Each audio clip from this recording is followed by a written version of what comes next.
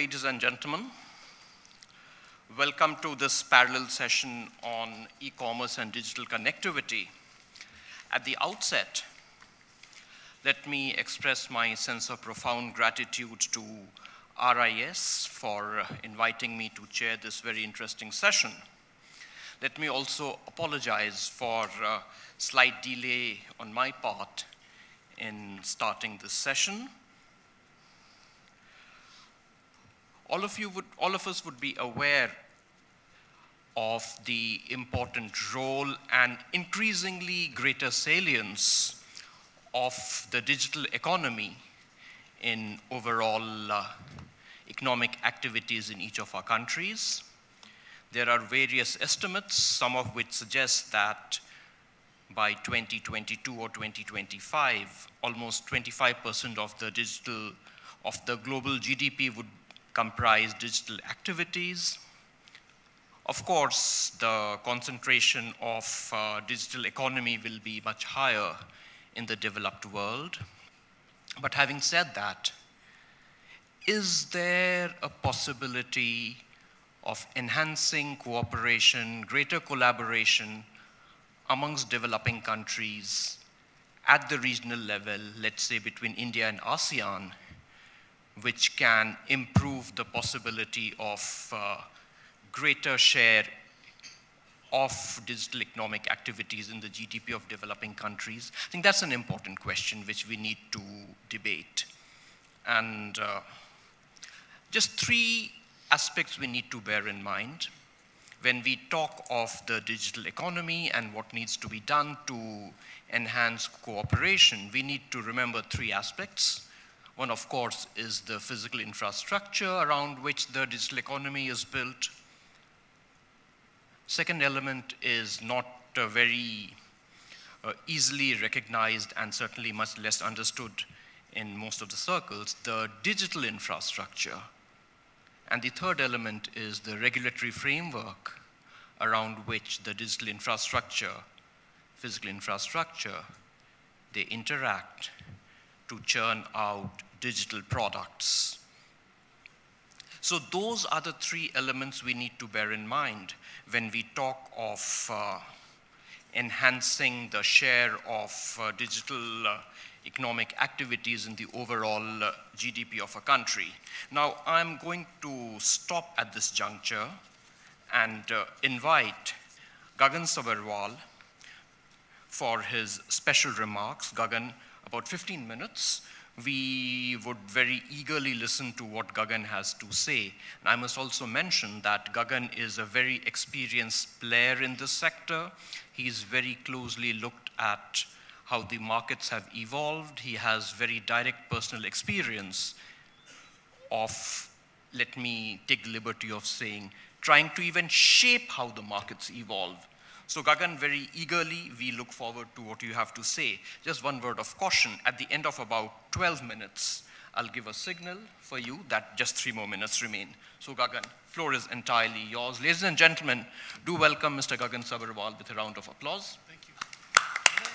Up to you, wherever you're comfortable.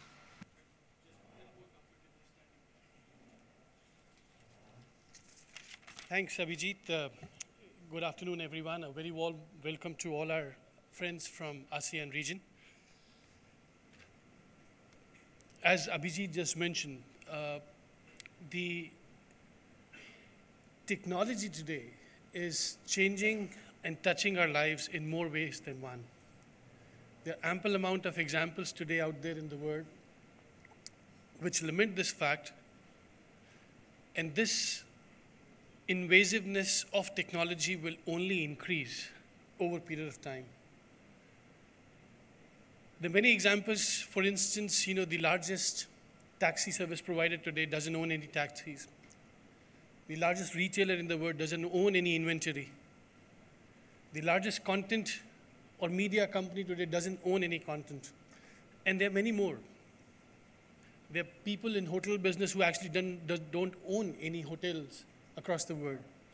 So, and Singapore in one sense is another example, which is building this T4 terminal, which is going to be an autonomous terminal without any human intervention. And there are thousands and thousands of examples in each economy today. But let me share with you our experience with ASEAN. Indian IT industry or tech industry has been working with ASEAN both as a competition and both as a complementarity that exists to leverage those capabilities from that region while servicing the global value chains. So we have seen successful examples today, and I'll give you a couple of them. For instance, many of our companies today are using Singapore as the base location to serve the bulk of ASEAN region, and some of them are actually serving Australia from Singapore also. We have Philippines, and you'll hear from my colleague from industry sharing his own views and how important Philippines is part of the global value chain when we deliver voice-based business to our global customers. So there are many Indian companies who are actually sourcing orders and getting delivered from many of these locations, for instance, in Philippines.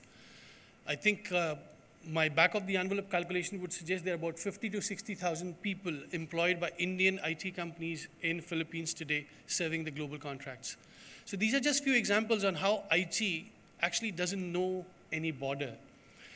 And e-commerce, which is the topic and the theme of our session today, how it actually can change or be the next lever that this industry uses to bring both these continents together. Let me share with you some numbers, and I will throw a lot of numbers at you because e-commerce is all about numbers. Today, total global sales for e-commerce is actually touching more than 10 trillion US dollars globally. Out of this, about 80% is B2B model and about 20% is B2C e-commerce model. You've seen many examples when you log into your banking website or your stockbroking website. There are chatbots, there are artificial intelligence tools that are predicting what you are expecting, predicting what you're looking for, and without even asking for, throwing a solution at you. So this is all artificial intelligence, which is picking up various different sources, what you're trying to learn or unlearn, and throwing some information at you. Using all of these technologies today, in the world of e-commerce, I would say, globally today you have almost 200 unicorns around the world. Obviously, largest percentage share comes from the US, and then followed by China, and then you have India and UK and Germany and South Korea. By the way, these are the only few countries who have more than 2 unicorns present. And India accounts for almost 4% of the unicorns today. And no points for guessing, both India and China, because of their size, will have plenty of more opportunities for companies to grow their business and be the next unicorn. In terms of India, I'm sure you would know about these numbers. Almost 500 million people are today connected to mobile internet. Even though it's an expensive form of connecting to the internet, but it is still a very large population, which is more than the population of the US at the moment. A very large emerging middle class population is emerging out of India. And by year 2022, we expect no less than 800 million people being part of this whole group. And mind you, within this, there will be a population of baby boomers, almost 120 million people plus, who would have experience of dealing with e-commerce, of buying or selling something using e-commerce for past almost 8 to 10 years. It's a trend which is picking up very fast in India because of the infrastructure that is growing, with digital India, with internet penetration to the rural India. Actually, we are actually now seeing an upsurge of demand for e-commerce coming in from rural India rather than the urban India. Some of the examples I would like to share with you on how a small change, shouldn't say small change, when our Prime Minister announced the demonetization which happened in late last year, we suddenly saw a huge upsurge of people using internet wallets, internet money, using e-commerce just because they didn't have enough cash in their pockets to buy things from e-commerce using their credit cards and what you have. And imagine what it does for a company when 1 billion people suddenly jump on this bandwagon, the kind of opportunity that it presents is just huge. And we've seen some unicorns emerge since then, just because of this one policy change that government of India did. In terms of price also, when it comes to price of accessing internet, India today is one of the cheapest destinations. Yes, as I said, we prefer using mobile phones than a landline connection, which is much more cheaper. But we've seen mobile phones outweigh the landlines a long time ago. In terms of services component, what are people buying and selling in e-commerce? There are 4 or 5 main things. The biggest of them all is e-tail, then is e-travel, and then is financial services. As I said, because of demonetization, internet money, people are using this as a medium for a lot many things. Consumer services, digital content, with are the other two segments which are fueling in this demand or generating demand. This actually also presents, or should I say, let me just recap. The e-commerce, how it started. The first wave was, how is it that we get businesses to connect to the network? The second wave was, how is it that we can use these networks to complete some of our transactions? The third wave, which we are currently in, is how is it that we can use mobile for online, real-time, on-demand services, which we consume using our smartphones. And the next wave of e-commerce is going to be far more complex for policymakers to deal with, which will be about cross-border transactions. It is already happening at some level even today, but it will only increase as we go into the future. And that has a very big potential for both SMEs, more specifically for SMEs, because large companies will have economies of scale, but it's the SMEs that can use cloud or software as a service or some of their platforms to complete the transactions. Now, many people believe that because India and China have so many people, so the data generation will happen from these economies, and because of the population, the data, and it's so much true as well that about in next 3 years or so, India and China collectively will account for about 38% of the data that gets generated. But we tend to forget one thing, is that the data that will get generated will be related to an individual or a person, but it will be generated by machines. So a machine-to-machine connection or machine-to-machine data generation is going to be humongous. So imagine if you're driving out of your car park and you have a smart parking solution where your card pays for your parking. And imagine if this card wipes off your bank account to pay your parking account. These malfunctions can happen technically. There could be a human error, or it could be an algorithmic error. So this word of convenience also throws out a lot of challenges. People are developing lawn mowers today, which are autonomous vehicles, which can go out there, cut your grass in your lawn and not your neighbor's lawn, and come back and charge itself. So all of these things, all of these machines will generate data, will throw out numbers, will probably be connected to your and mine bank accounts, and will pose some serious challenges as well. Not to forget the privacy only. Privacy is a concept that is dear to some of the continents and not so much to some of the continents. But privacy today is actually taken for a ride. Nobody knows where your information, what you're looking at, where is all residing today, in which servers. And some of these algorithms know more about us than our own family members, what we are searching for, what we are looking for. So this is a new connected word, and This will throw out a lot of challenges, specifically for policymakers.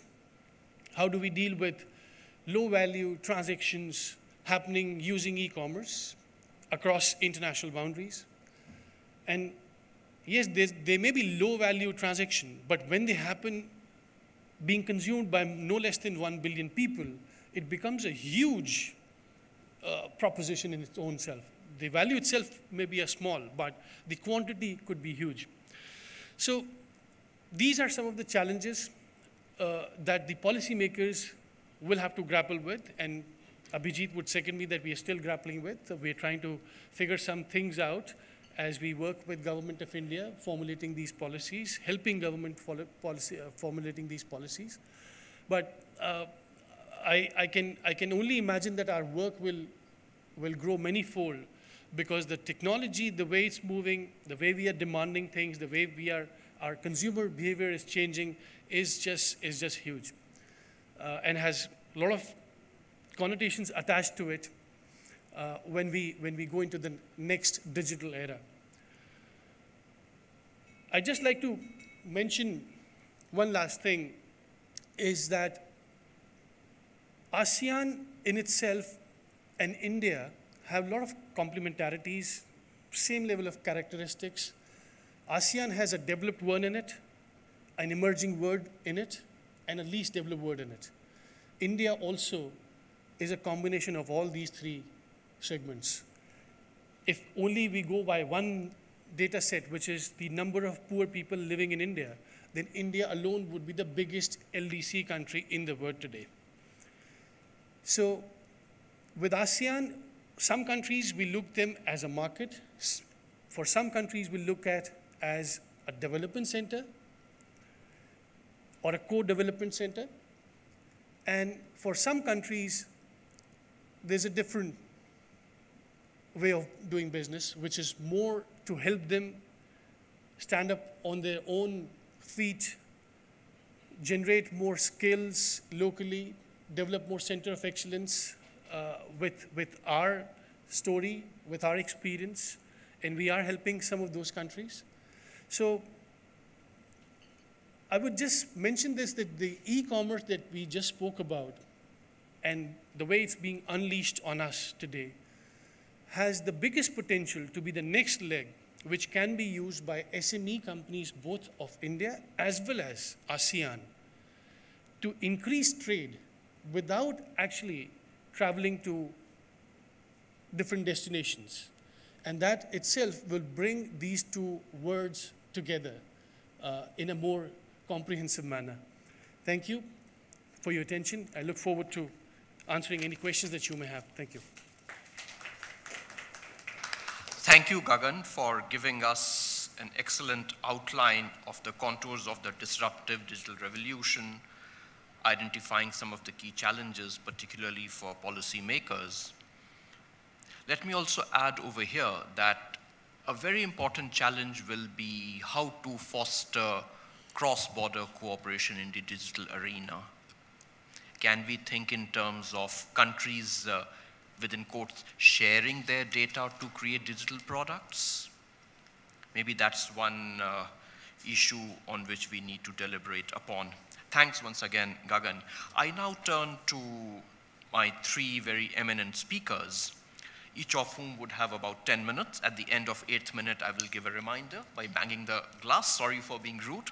So I'll start with Mr. Vikram Singh, who's the country manager, TCS in Philippines. Mr. Vikram Singh, please.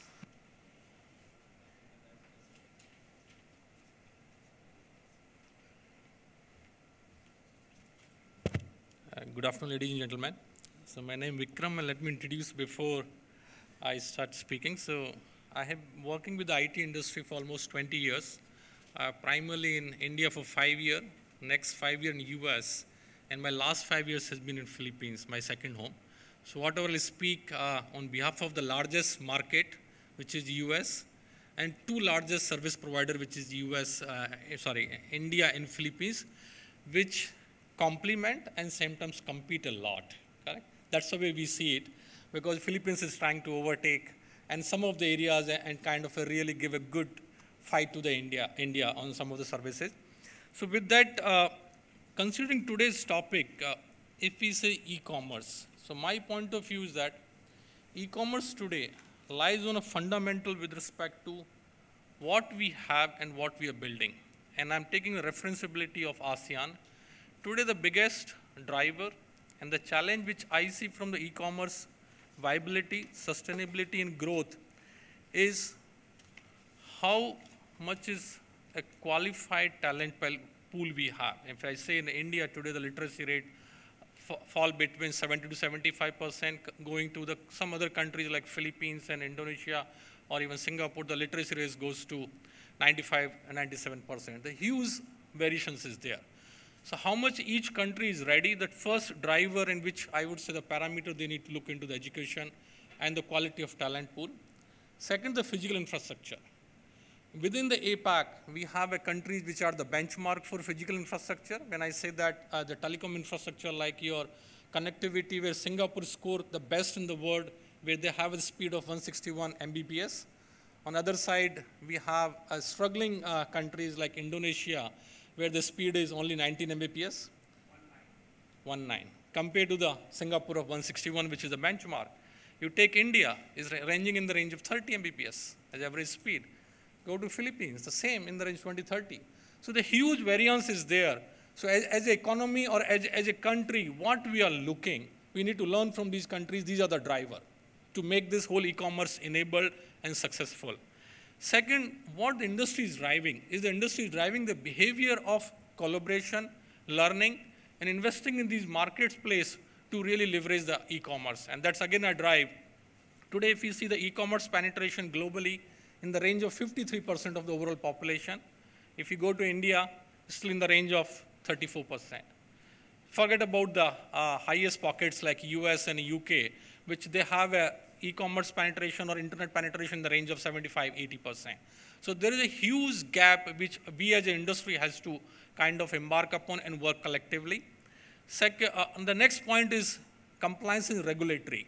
What these countries are embarking upon to learn from each other and understand how they can make investment in the digital economy. Because one side everybody is talking this economy is going to be disruptive, is the fastest, is will impact everyone at the pace which we have never seen enough. But is the regulatory compliances and the regulatory framework is enough to ensure the security and the safety of the investor, to ensure the safety of the financial institutions. Everybody is talking about cryptocurrency, everybody talking about Bitcoin. Are these currencies or these financial instruments are enough secure to protect the investors which are going to put the hard money? What are the governments are doing? What are the different financial institutions are doing? So that's the next point. And ultimately, all of us are excited about this journey because we know the future is e-commerce. That's the way it will look like. And I talk in the form of a money today. The richest person in the world. Can anybody guess who's today? He doesn't do anything other than the e-commerce. 152 billion, his personal wealth. Our Microsoft CEO has been keeping that space for so many years. Suddenly this gentleman comes from the back and has taken the space. Nobody knew that. So e-commerce is the future, but I said these are the fundamental which we need to kind of consider while we embark on the journey. So that was one data point. Similarly, from how the penetration is happening on the different social or e-commerce behavior in the marketplace, I'll give some data point. Africa today is the least benefited from there. The penetration is in the range of 15%. Which is if we go to Asia, we are ranging between 40 to 45% average. If you go to mature market like US and UK, the penetration of social and internet and e-commerce in the range of 65 to 85. So that's a variance we have seen. And accordingly, these investments, these whole regulatory kind of a framework, all these penetrations are going to impact the industry. So that's what we have seen it. Now, coming from our perspective, what we are doing in ASEAN and how India can make the difference. And as I said, I think I attended the previous session where everybody was saying what we can talk about the trade agreements, primarily in the manufacturing, but all of us are struggling on the services agreement. I feel differently. Ultimately, all of we are talking and doing this for what? For the benefit of the business, for the communities. And today, I think we as a business entities, as an investor or as a partner, I think we'll look beyond the agreement and see what we can work together. And I'll give you a small example today. TCS, I had a privilege to set up the entity almost 10 years back. Today I have almost 3,500, 4,000 people, and out of them, 99% are Filipinos who are working for me. So it is not necessarily a trade agreement and the service agreement to make investment and grow there.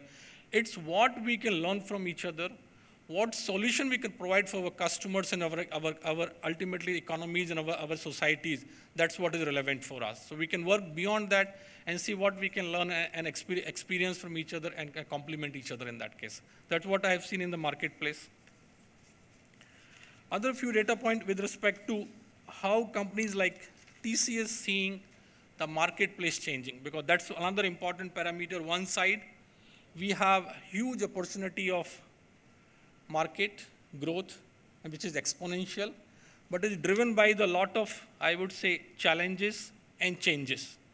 And based on that, TCS has come out with the view where we see the whole marketplace will be changed and will be impacted by the key differentiating factors or technologies, which is like your cloud, automation, analytic, and how intelligence are machines. As Mr. Gagan said, the machines to machine. Today, the whole future delivery of outsourcing is machine first. So rather than you're talking to a live employee, you're talking to the machine first. The machine will analyze the whole problem statement, will put an analytic behind that, and come out with the automation. Because one side, we are looking of simplification on the business side, and the other area which we are looking is the automation side to ultimately deliver the productivity and efficiency. So that's the way we see the marketplace is changing. And a few other behavior we are seeing in the marketplace today. Everybody used to say, oh, I don't have resources. Oh, I don't have money. I don't have infrastructure. Tomorrow's business entrepreneurs will be the companies which will not have any limit defined around that. And as he said rightly, today nobody thought the Uber and Ola will be the future of the whole transportation. They even don't hold any transportation infrastructure. It's just the whole e-commerce engine which they have built, which is driving the whole business behavior. So it's a thought, it's a strategy, it's adoption what they have come out. So what we feel tomorrow, the whole business dynamics will be driven based on limitless resources. So when you think about a business and e-commerce arena, there is no defined areas which you want to work. You want to have a work beyond any definition, any kind of a boundaries in that case. That's what we have seen. A lot of hyper-personalization is happening. So when the customers are in the marketplace, they don't want experience which is a one-time, which is a specific, but they want a continuity of the experience, which is meant for a personal customer, the segment. So earlier we used to talk about the segment. Now no longer a segment. It is a personal hyper-personalization we are talking about. So those are the things which we are seeing in the marketplace. And ultimately, what all of us are looking, how this e-commerce marketplace is creating the exponential value to the employees, to the stakeholder, and how it is evolving the whole marketplace in that case. So that's what we have seen. So based on that, we feel, I think there is a huge opportunity for the marketplace. We have to think beyond your boundaries. You have to leverage the infrastructure which is today, but really work and invest in the future infrastructure which is required for tomorrow. And countries like ASEAN countries and India, I think there is a huge opportunity to collaborate with each other and work with each other, learn from each other, and deliver what is required for tomorrow's limitless growth opportunities in the marketplace. Thank you. Thank you, Mr. Vikram Singh. I derive 2 or 3 very important messages. First, of course, is the importance of regulatory aspects and compliance in how it will, in a way, impact on the markets.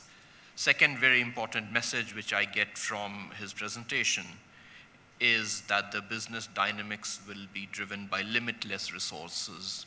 Now, both these messages have 2 different perspectives which may be useful to flag. When it comes to regulatory and compliance issues, then one of the most important regulatory issue is how do we handle cross-border data flows? Should we allow no restrictions to be imposed on cross-border data flows? That's one. And when it comes to limitless resources, the key question is, since we are seeing many startups in the digital economy, e-commerce sector, what we need to ask ourselves is, are these startups being created with the objective of scalability or with the objective of sellability? In other words, have these startups been created so that a few months or a couple of years down the line they get taken over by Googles and Amazons of the world? I leave that question for all of us to debate later during the session. I now turn to Mr. Yu Min Naing Wu, who's the Managing Director, Allen and Glendale, Myanmar Yangon. Mr. Wu, please. Thanks very much, Abhijit, and a very good afternoon to everyone. I must confess that I'm not an industry expert or an IT expert by any means, and I guess I've been brought onto this panel to maybe bring a little bit of a different perspective. And where I come from, I guess what I'll be trying to offer in terms of my views will be more from the perspective of a country like Myanmar, which has come out of isolation from a completely non-digital economy into an age where digital connectivity and e-commerce are now going to play very important roles. And from that, and also from the perspective of how digital connectivity will have an impact and influence and affect the lives of the society and population at large in a country that's, like I said, just coming out from the Stone Age, if you like, in terms of digital connectivity. So going back to what Abhijit said at the very start, Myanmar has very little infrastructure.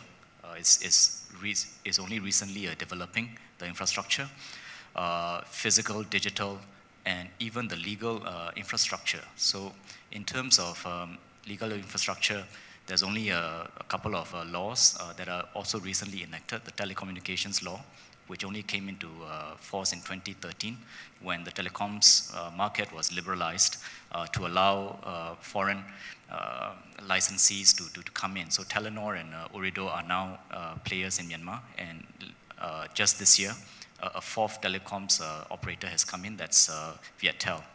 So now we have 4 telecoms operators. When in 2012, or 2011, you couldn't even have roaming on your mobile phone when you went into Myanmar. So in 6 or 7 years, we've gone from not being able to use your mobile phone to having 4 telecoms operators, more than 100% penetration in terms of mobile users. SIM cards now cost $1.50 US in Myanmar. In 10 years ago, or even 5 years ago, they would have cost thousands of dollars, literally. And even as recently as about 2010, you were talking about $400 or $500 US for a SIM card for domestic use in Myanmar, not to even bring out of the country to make calls when you're away. So that's where Myanmar is coming from. Population of 53 million. In terms of mobile phone usage, as I said, in about 4 years, you've got 101% penetration. And that's important to note because 70% of the population is actually in the rural areas, and only 30% live in urban areas in the cities. So you basically have a situation where now almost everybody has a mobile phone, right? And in the old days, I mean 6-7 years ago, just to get a regular phone line was difficult because the government limited the number of lines. And Facebook is big in Myanmar, right? So a third of all mobile phone users are active on social media, about 30%. and they use it regularly. And you're also talking about, I guess, a very young population. The median age in Myanmar is 28.5, so about half the population is less than 30. But you balance against that, and I think this is where I like to basically focus on in terms of the impact that digital connectivity can have on a population. Financial inclusion. You balance that against what you have now in terms of mobile penetration. 23% of adult Myanmars have a bank account. That's less than maybe about a quarter of the working population, of the adult population in Myanmar have bank accounts. So most people are unbanked. More than 90% of people workers in Myanmar receive their salaries in cash. Okay, so think about that. So you are talking about, I think, a fantastic opportunity, for some of my friends here, who are perhaps, who might perhaps look at providing mobile financial services, and that's really, I think, where it will be a game changer, because the country needs it, and it will help, in so many ways, the people of Myanmar, right? I mean, once you are able to do transactions online through mobile payments, transfers, etc., you are basically helping a large segment of the population, particularly in the rural areas, get into being financially, get into financial inclusiveness. You're also helping governments, companies make payments of salaries, etc., through these channels.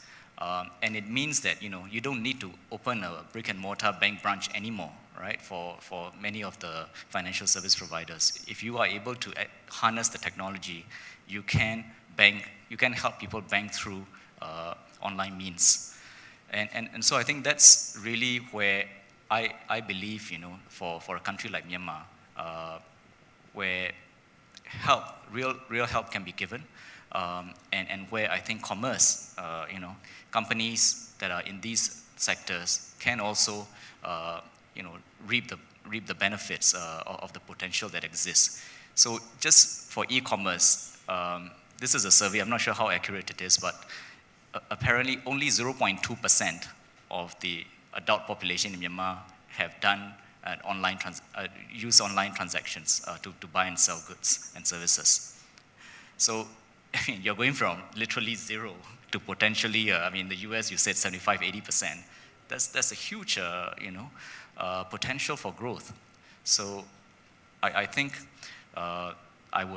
I think this could be a real game changer, but it's also something where the country needs the help of companies like those leading tech companies from India and from elsewhere to really come and make a difference. So let me just end by saying that between India, which is really where as a country it holds a lot of leadership in IT and technology.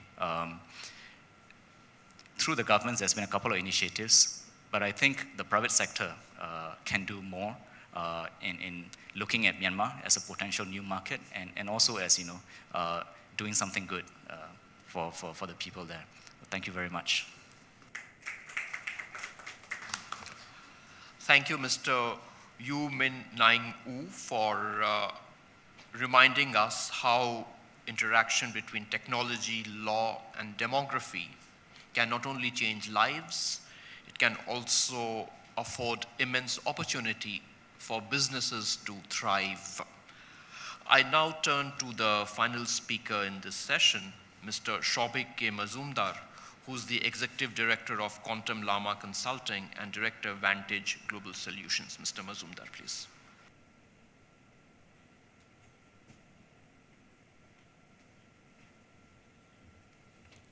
Good afternoon, ladies and gentlemen. I think there's a slide. Yeah. So,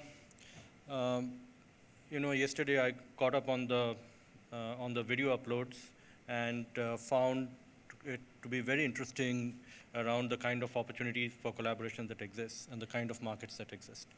So I also want to thank Sachin and Prabir for inviting me. It's an absolute privilege to be here and to talk about how we can use e-commerce to increase the reach of people that don't have the traditional accesses to markets. In the first instance, there'll be a few slides around the economics. I'm not an economist, I'm a banker, I'm a technologist, I run startups, but they set the context to why e-commerce can be leveraged. So if you go to the next slide, can we go to the next slide? Yeah, there you go. So, so basically this slide says that e-commerce is absolutely vibrant. There are a number of players. The India-ASEAN e-commerce trade has absolutely boomed in the last 10 years. The US and China are the big players, and you know, companies like Alibaba and Amazon are selling more in the ASEAN markets than elsewhere. So it's absolutely stunning that these numbers are. You have the India e-commerce market also growing, and you have also the ASEAN markets which are growing in parallel. The next slide is what happens when you have inclusive trade between India and the ASEAN countries. Obviously, e-commerce provides much easier access to infrastructure. The cost of entry is absolutely minimal. The barriers are reduced. It also helps customers access at convenience and almost on tap the kind of products and services that they want to buy. Today, you have a lot of initiatives, both in the Indian government and in the ASEAN countries, and jointly, that promote collaboration and trade. Some of the programs are the 2017 to 25 electronic commerce, agreements on e-commerce. You have leaders like Singapore who are absolutely encouraging startups to come in and set up their operations in Singapore, and they provide enormous amount of infrastructure and support for that to happen. There is a huge investment by China, for example, in ASEAN countries. And the Indian and ASEAN e-commerce market is, again, like I said, dominated by a few players like Amazon and Alibaba. And therefore, the question arises as to how can ASEAN and India leverage its partnership in e-commerce for a win-win situation. And I'm going to take a sort of a non-controversial, benign use case where, you know, you take a look at some of the artists and the people who do tribal art and cottage industries and things like that, and what kind of reach do they have? For example, and in the Northeast, there's so much of culture and products that are being developed that do not reach the rest of India, forget about the rest of the world. And there are so many synergies between those Northeast states and the ASEAN countries. So basically, I'm recommending and I'm setting out the vision for an e-commerce platform for medium and small enterprises, and individual artists for handicrafts, art, paintings, photography, what have you in the cultural space. So how is this going to work? So there are two kinds of e-commerce platforms, and one is the marketplace-based model, and the other one is the inventory-based model. Inventory-based model are companies like Walmart and Amazon who operate out of warehouses, and they directly sell to the customers. And marketplace models are where you bring the platform brings the buyers and sellers together. For example, Alibaba is a marketplace-based model. And the model that I'm suggesting is also an e-commerce platform that is marketplace-based. So you go from the top left, and we come back to the top left, after going through a sequence of journeys. The first one is what should be the focus areas. And the focus areas are always defined by the products and services that you want to sell. And we talked about handicrafts, painting, sculptures, tribal art, and things like that. Who are the participants? In order to make this happen, we need to identify who are the core players on the e-commerce platform going to be. So there's going to be people like obviously the MSMEs, the startups, the experts in those particular cultural aspects in the local regions and in the governments. And there will be specific organizations in India and the ASEAN who are going to be participating in this platform and ensuring that it is sustainable and it continues to be rich in content.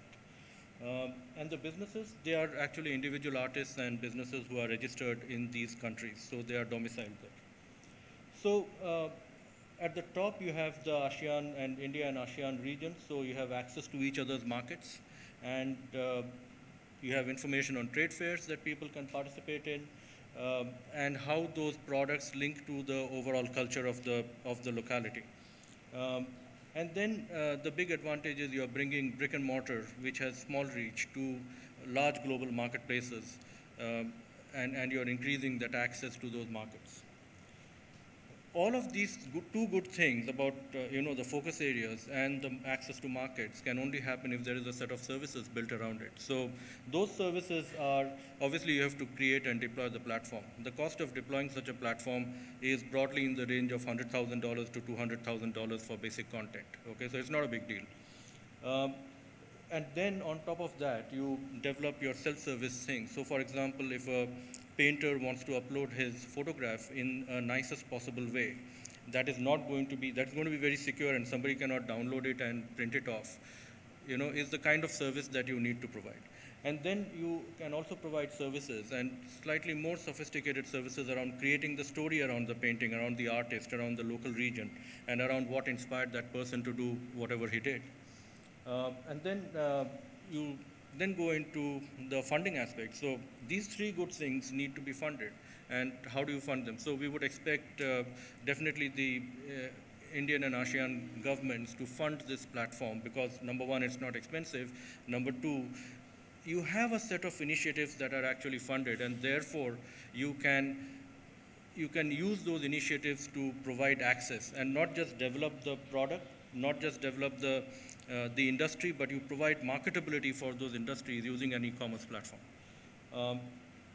It is going to be self-sustainable, I would assume, as any e-commerce platform is. There are going to be fees, transaction fees, there's going to be fees for services and things like that. And lastly, you need to scale up. Everything is about growth, and we heard big numbers, so we want to be a part of that growth story. Number one, obviously, India and ASEAN are not the only markets for these artists and sculptors to sell their products. The moment you go e-commerce, it doesn't prevent anybody from across the world to buy those. It provides scaling up for logistical companies. For example, you have got, it would be interesting to see the Indian Postal Office and DHL, for example, join up and provide that sort of a logistical service right at the beginning so that this can succeed. And the next bit is around, we talk about B2B, B2C, P2P, and all of that sort of things, but now it is more of a H2H, which is a human-to-human interaction. That is facilitated as you understand the opposite cultures in a much better way. You understand behaviors across demographics in a much better way, simply because you have a joined-up, unified, standardized platform. Moving swiftly on, there are going to be key enablers. I didn't want to talk about issues, but I wanted to talk about what would really enable the kind of successes that we really want to see. And the first one is basically about common vocabulary. You need common vocabulary across what is medium, small, medium enterprises, what are the payment systems that are allowed, and things like that. Okay. You need to protect security, privacy, and intellectual property. For example, even today when we take startups to VCs, we find that they are afraid to tell their full story because of, they feel that somebody else is going to rip that off. So we need to be able to ensure that they are protected. Okay. And 2 or 3 elements there. The first one is a heritage of service. The entire region is known for its hospitality and a heritage of service. I think the world needs to see this. The second bit is within and across. So obviously an e-commerce platform and the volume of data allows you to generate within and across reporting through big data analytics and things like that. That will make us understand each other a lot better than ever before. There's going to be a lot of benefits, but the key message there is that we are going to be the only, maybe one of the pioneers in developing such a platform across trading boundaries across governments, across regions, and across agreements like the India-ASEAN agreement. So I think that is going to be a unique proposition. And the second thing is it moves you on into further areas of products and services. For example, you can talk about Ayurveda or spa or tourism, organic agriculture, where you can trace the origin of an agri-product from its origin to its destination, and how that is very traceable. Okay? And I would like to end by saying that it addresses one of the core pillars of the Indian-ASEAN agreements, and that is economic and socio-cultural cooperation. So thank you very much. If you have any questions, very happy to answer it. But I would expect that this should be the sort of vision that we are talking about in these forums. Thank you so much. Thank you, Mr. Shobik Mazumdar, for giving us the contours of a very practical way of not only getting people together in this region, but also how businesses can be developed further. One suggestion from my side, we've talked of a common vocabulary.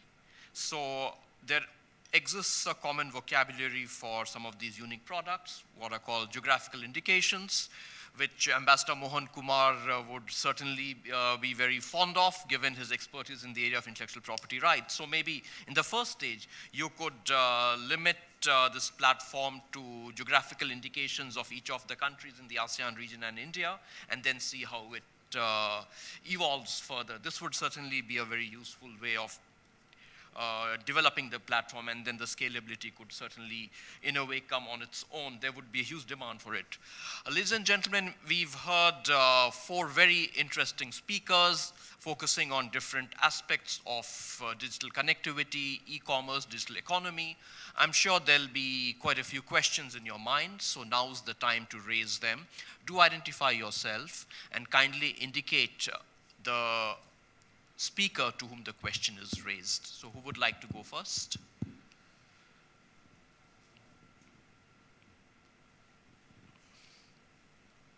I see no hands here. Yes, sir, please. Ambassador Mohan Kumar.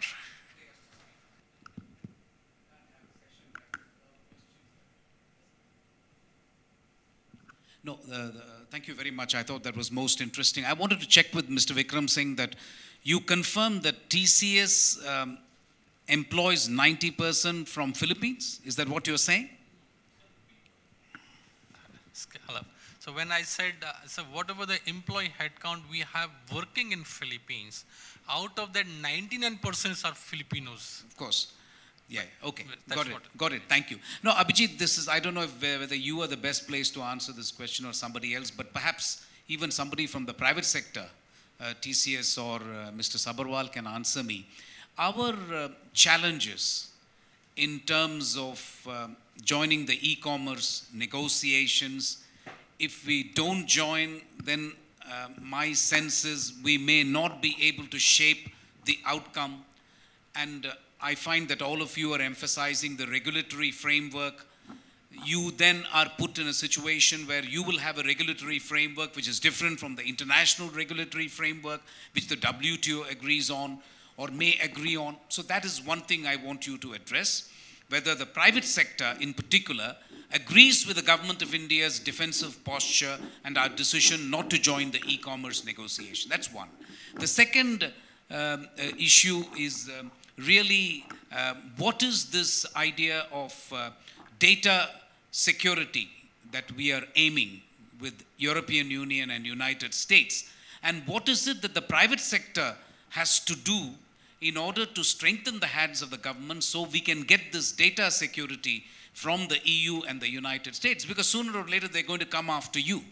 And I understand, Abhijit, that US and EU have already signed a bilateral agreement. So from that, do you see India signing a bilateral agreement? But on all these issues, Abhijit, I think you can set the ball rolling, but I know I can have a conversation even with you even outside the room. I'm interested in the private sector at least articulating what are these challenges and whether they will be able to meet these challenges. I hope my question is reasonably clear. Thank you.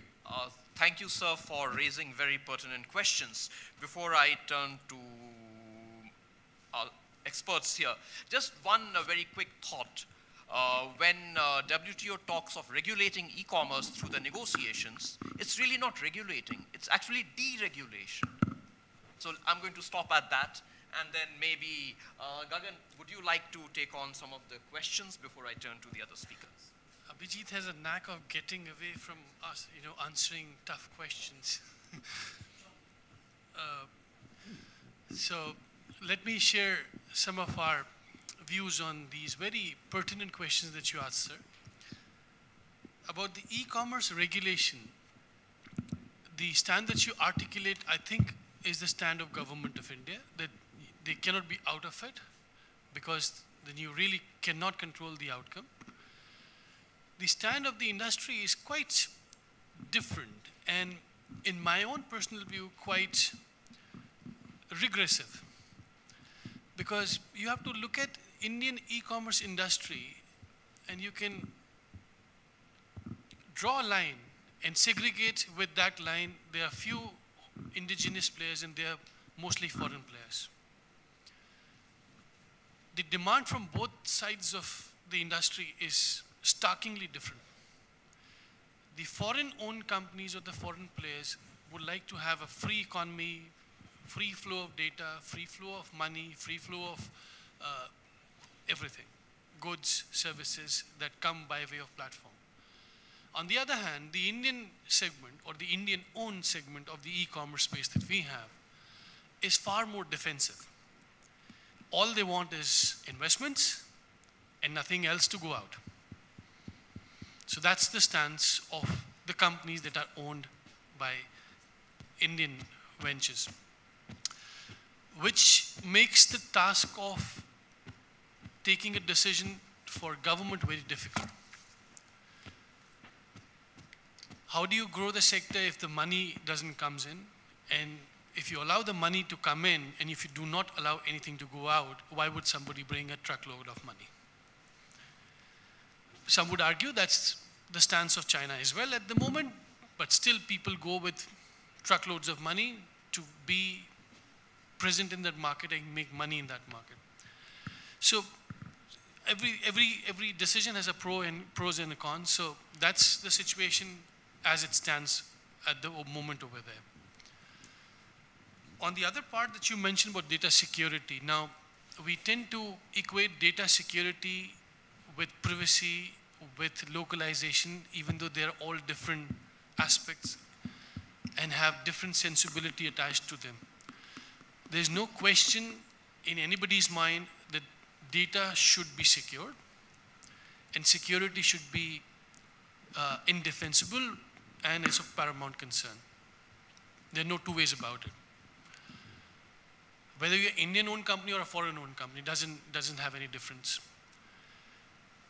Data privacy is a very subjective and a relative term, because for our friends in EU, it's a very touchy topic, even though privacy is a fundamental right by their constitution and by our constitution as well. So we stand on the same platform on that particular count.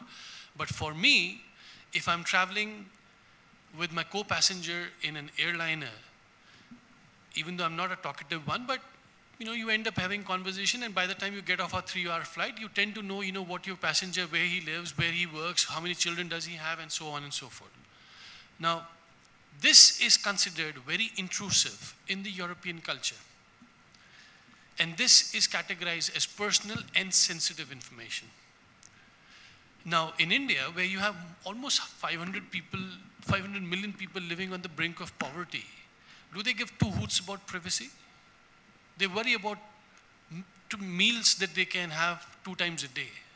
They're not worried about privacy. Some say this is a matter of luxury because people over there have not seen that kind of struggle that we Indians do or see. And hence they're more,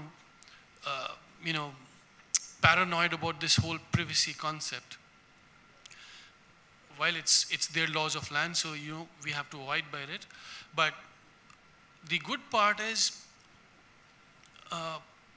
that we had a big hole in our system because of which India was not categorized as data secured destination by EU in their last report, which I think was in 2013, which was the data security and privacy legislation, which India still doesn't have. It is still being debated. Justice Sri Krishna Committee is formulating that view.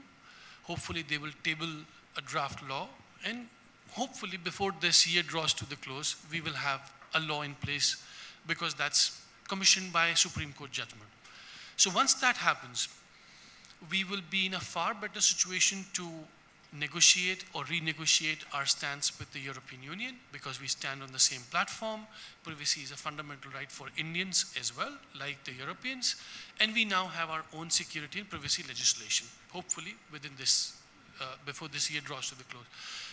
And once that happens, there will be many other constitutional bodies that will get appointed, which will further plug in the loopholes that we have in our system at the moment, which will give us a lot of confidence to go back to the Commission and ask them to do a re-research of our existing norms and categorize as data adequate as per their standards. So we remain hopeful that once this big hole is plugged in, we will be in a far better situation than we are today.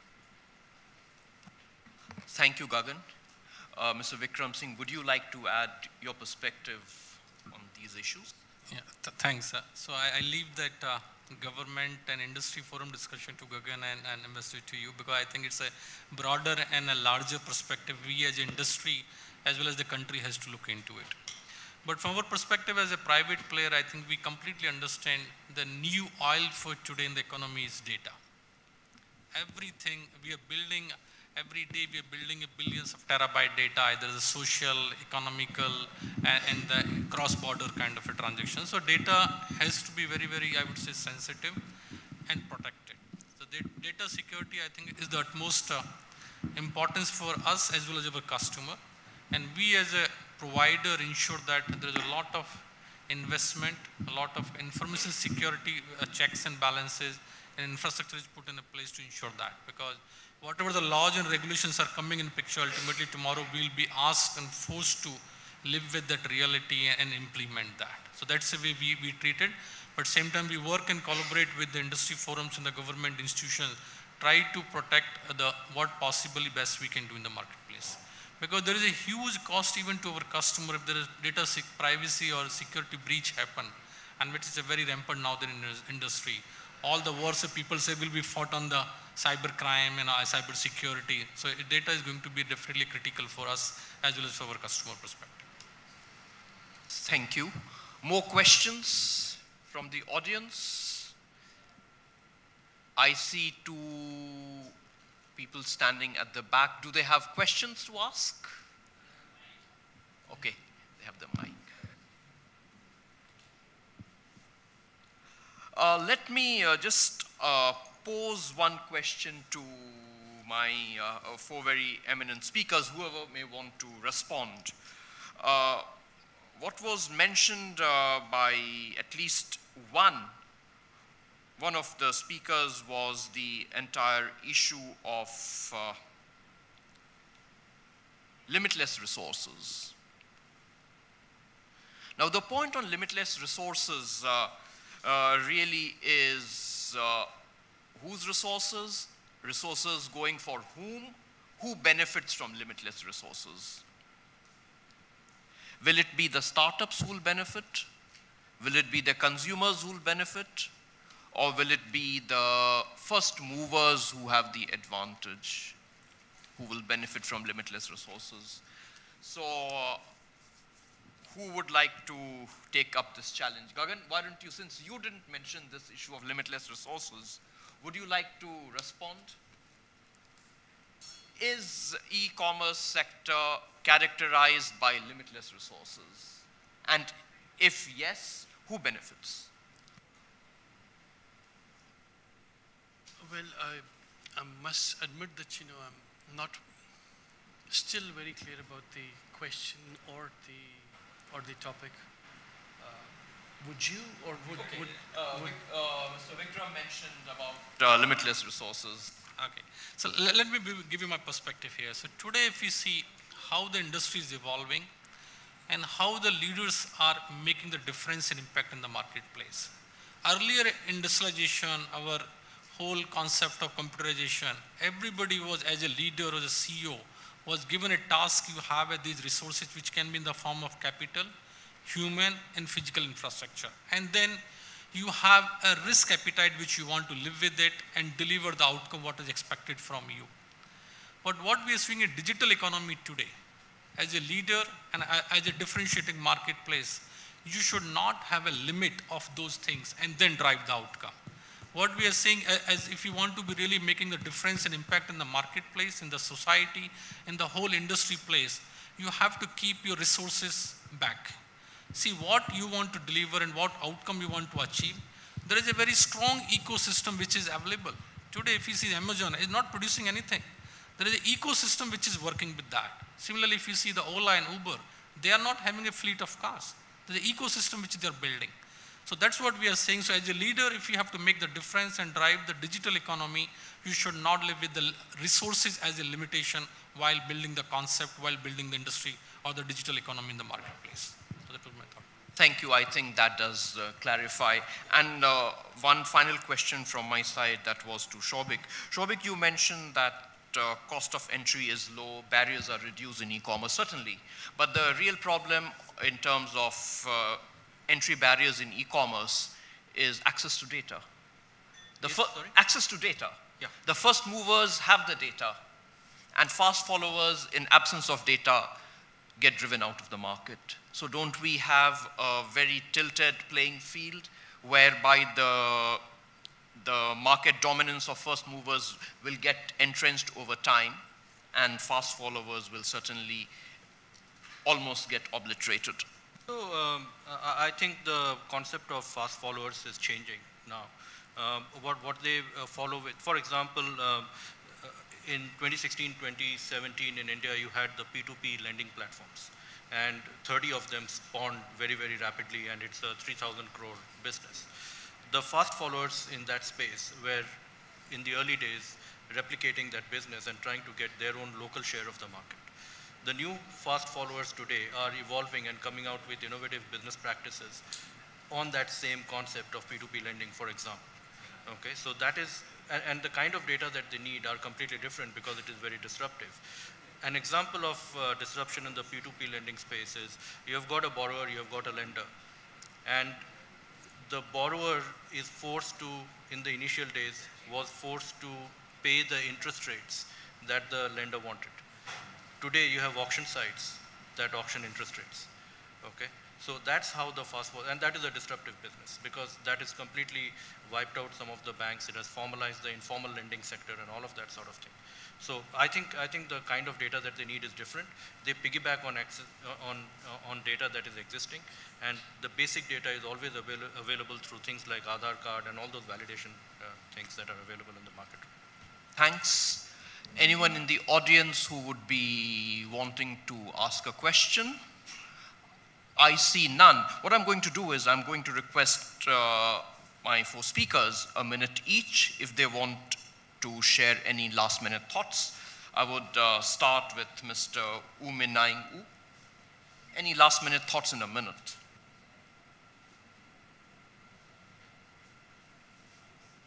Well, you know, I've learned a lot in this session, and it's been a very interesting discussion. And I think what I take from here is that you know, for a nascent economy like you know, a recently open economy like Myanmar, I mean there is still a lot to do, and you know, I completely sympathize with what or empathize with what Gagan said about data privacy. I mean, there isn't a data privacy law in Myanmar either, and I'm not sure that, you know, that is really at the top of the priority in terms of, you know, the issues that that the country has to deal with right now. And I think more importantly, what in this space at least, that the next regulatory change will be when the new e-commerce law is enacted, and discussions on it have already started. A new digital economy committee has been formed in Myanmar to look into e-commerce. So I think, you know, there will be exciting changes coming forth in the next couple of years in the country. And I think that with India's support for the ASEAN countries, particularly CLMV countries like Myanmar, hopefully, you know, a lot of those changes, positive changes, can be accelerated. Thank you. Thank you. Gagan, would you like to add something? Well, I would like to just make a suggestion to the team over here at RIS that most of this region, whether it's India or ASEAN, is quite banking heavily on the manufacturing capabilities to generate more jobs, which is understandable. But with the automation kicking in and with the era of digital transformation, in the era of smart factories, connected factories, many critics are asking questions whether Industry 4.0 or smart manufacturing will take away jobs or will create more jobs. So I reckon how each country is dealing with this disruptive transformation. And Thailand, you know, has many factories, and Indonesia has many factories, Malaysia has many factories, global factories operate out of this region. So maybe in the next session, whenever you have one, maybe, you know, if experts from all these ecosystems can debate what digital transformation in the manufacturing era means to each one of those, would be a very nice discussion to clue into. So that's the suggestion that I have.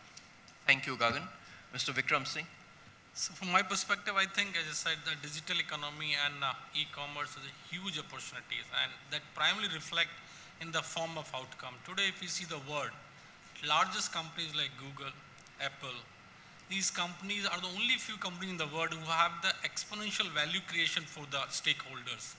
It means if the revenue in the range of $200 million, their valuation in the range of $1 trillion. So that's a 5 to 7 times the value they have created. That's a huge opportunity with this whole industry work. And just to, on the league, only one Indian company, which is TCS, our revenue in the range of 20 billion and our valuation in the range of $100 billion. So that's an opportunity in the marketplace. And I think it's up to us how we capitalize and how we leverage and build a strong ecosystem which has a strong potential in the marketplace. Thank you. Mr. Shobik. A few points. I think you raised a very good question around data and security and things like that. And what we would like from a business perspective is to say that, you know, Indian data has to be kept in India, but can it also be outside? At the moment, that is not very clear. And as a result of that, we have significant instances of fraud, for example, which happens because of the latency between a fraud happening in international markets, and it has to correlate with data in India, and to get that is very difficult. So I think we must have copies outside, but the single source of truth must be in India. So that's one part of it. The second part of it, I think the volume of business can definitely grow if the DPA and the new GDPR rules are aligned and India aligns with that. So today a lot of work doesn't come to India because of GDPR misalignment. Also, the new technologies like blockchain and the skills that we need to develop are not available in India in the scales that we are capable of, simply because of the data problems. And then the third thing is, obviously, I would like to thank RIS for inviting us and for creating this wonderful dialogues. And I think you can take the lead in sort of a lot of synergies that we talked about on the e-commerce platform today. That's it from me. Thank you. Ladies and gentlemen, we've had a very enriching session. I personally have learnt a lot. We've heard very important issues discussed about prospects in the e-commerce sector, the challenges, a very concrete, viable model for cooperation. So a round of applause for all the distinguished speakers, and my heartfelt gratitude to RIS and more specifically to Ambassador Mohan Kumar for organizing this wonderful event and for planning the session. Thanks a lot, and with that we'll close this session.